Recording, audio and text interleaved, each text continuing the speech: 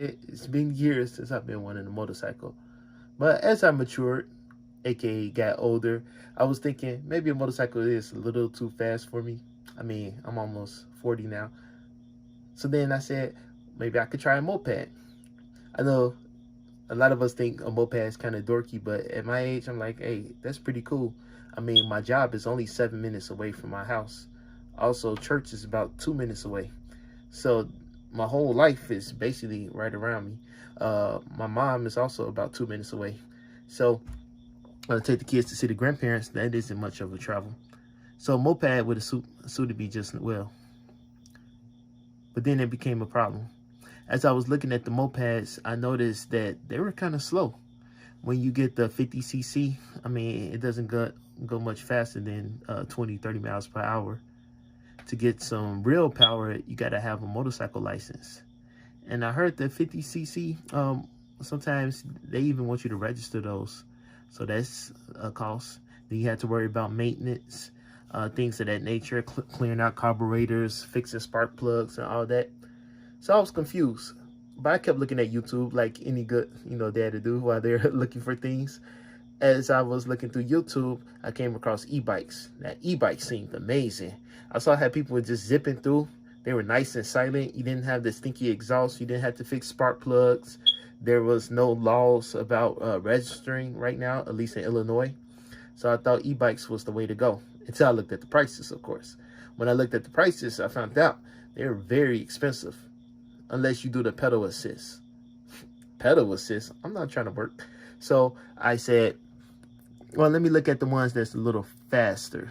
When I look at the faster ones, they were $1,500 or more. And a lot of them had a speed limit set at 28 miles per hour, because there are states in America that do not allow you to go over 28 miles per hour. That's when I came across the DIY movement. DIY e-bikes will let you go as fast as, I guess, as fast as you want. It just depends on how much money you invest in it and the little tweaks that you do to it. I came across a guy that used a Voila, and he was going over 28 miles per hour. I thought that was pretty sweet. So that's what I did. I went to my local Walmart, picked up a bike. Then I got on eBay and found the motor. I went with a 1500 watt motor, and then I got a 48 volt battery. It took a while for that battery to get here because it was some Chinese place I'd never heard of. I think the Voila too, but at least they had, I guess they got drop shipments from Texas, so that made it easier.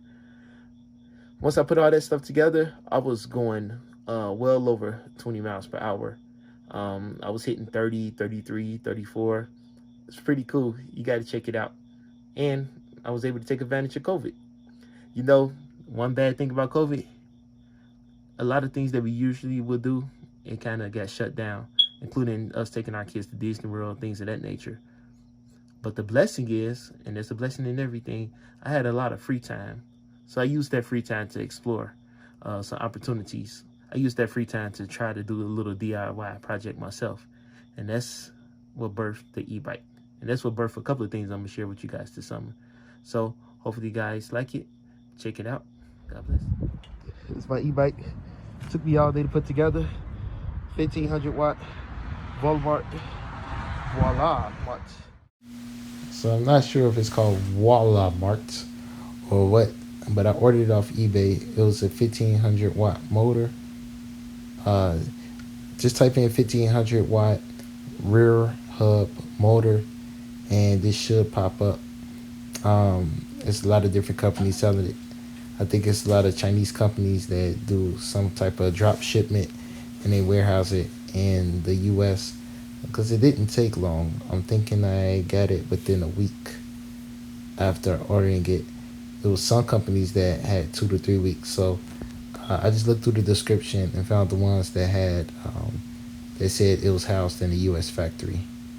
It came with this little carrying pouch. I don't even remember seeing the carrying pouch. The zip ties was definitely helpful. Those cords that's in the middle, it helped cover up the wires.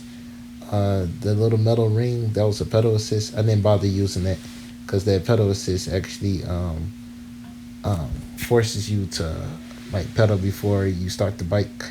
I wanted it to just start up like a like a moped, so I didn't attach that to it. And the little preview little spec thing, they only came with the premium model. I didn't even get that kind. The brake handles was really easy. You just plug those up and you attach it to your existing brakes. In the middle, you see just the go pad. That's the rear hub. I had to stretch the bike frame out so I can attach the rear hub. Uh, that was the hardest part, to be honest, just trying to stretch out the bike. So be careful. I bought this mag bike, and it was hard to get it attached. And then I had to attach the power wire to it. Here's another look at the kit. Um, like I said, the only hard part was trying to get it to fit in inside the bike frame. So I actually used a long screw and a nut, and it was this thing called stretching or A-framing, and I just used that to unwind it so that the bike frame could stretch out to reach it. This kit was the one that I actually used. Like I said, just trying to get it in there. Earlier I showed the little power cord that you have to hook up to this battery. I used a 48-volt battery, nice and heavy. It helped power the bike nice and strong. The company was Up Battery, just some random Chinese company. This was the other issue. The battery came with these Anderson connectors, and it didn't have anything at the end. But my bike controller had these ring fittings, as you see. So I had to take the ring fittings off, and I tried to, I guess, crimp it in a coupler to try to fasten those two things together. I first tried some screws, but that didn't work out so well. I looked for something with the Shimano gear shift. I thought that was supposed to be pretty cool. I ended up having to put these, I wanted disc brakes to help with the stopping power.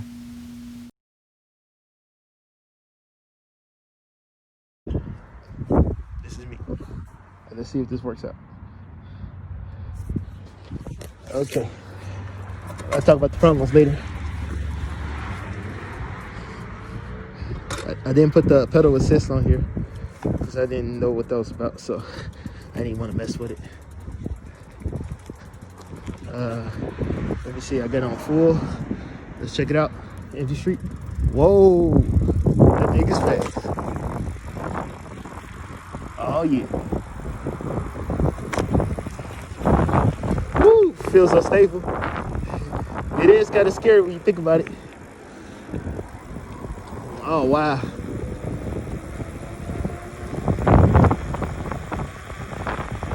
Oh yeah, this thing is going. You can feel it when you turn off the throttle.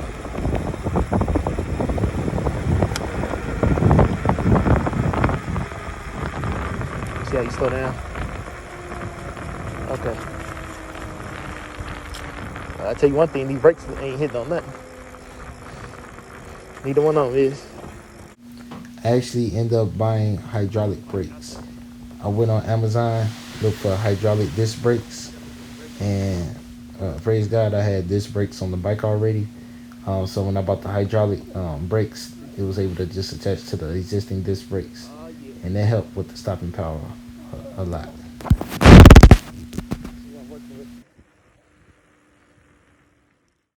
This was the highest speed I was able to record on record. Um, I felt like it was a little off. Now I had my brother follow me.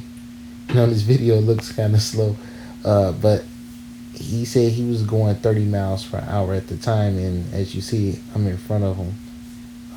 So he was amazed actually because he said he was doing 30, and he saw me in front of him. So he decided to start recording me um, while I was driving through. I thought he was trying to get past me, so I started slowing down, trying to move over a little bit. I was getting kind of frustrated, but I didn't know he was recording me, so he finally told me around this time. But as you see, I'm not pedaling. I'm not using that pedal assist. I got a flat very fast, so just let y'all know if y'all build one of these things, they get a flat very fast. I bought a cheap Walmart bike. No offense to Walmart, it's just cheap, but I like it. It worked out for me. So I'm sitting here trying to change this tire, and I had to change it out. This time I'm gonna let y'all know how it go. I bought a Goodyear 26-inch heavy duty. Hopefully, Goodyear is not sponsoring me. I just built the heavy duty in hope to see if that lasts long enough. This is my e-bike, just ready to go, ready for the next round. Excuse the mess. All right, y'all. About to get started again. About to check the trip at one of my homies' house. See what's happening over his crib. He lives about 7 miles from here. So we're gonna see if I can make it there and make it back. It's probably gonna be the most busy trip I ever had. We're gonna see. Gonna make it do what it do, baby.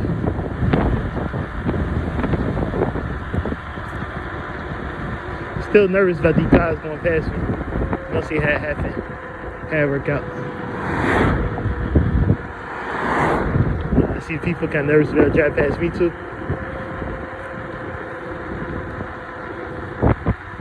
So we'll see what happens. Should have brought my glasses. I didn't bring my glasses. Thank God.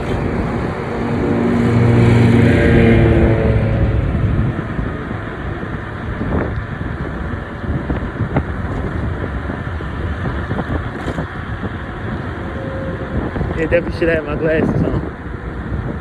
Always wear your glasses.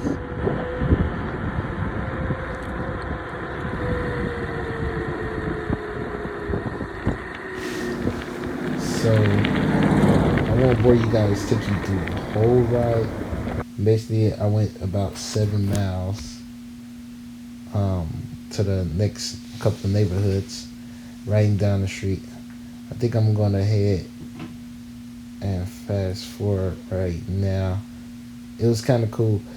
I heard that I was actually supposed to go with the traffic, but I was going against the traffic because I guess I wanted to see my danger coming. But I think they actually make the ride a little more nervous. That's why I ended up going through this parking lot. This is on a really busy street for my Chicago heads. This is Halsted, so I had to go behind the scenes and kind of try to make the ride a little more smooth. But I just tried to fast forward this video so you can kind of get a look how the ride might go. I actually had the phone in my front pocket as I was riding down, going to visit like I said, going to visit one of them buddy of mine, and trying to see, make it do what it do. All right, real fun. Even though you're going about 30 miles per hour, it feels like you're going 60 when you're sitting on the bike, and it's so fun. All right, God bless. All right, we about to ride back, y'all. Let's go see what happened. What was that? Yeah, I was like.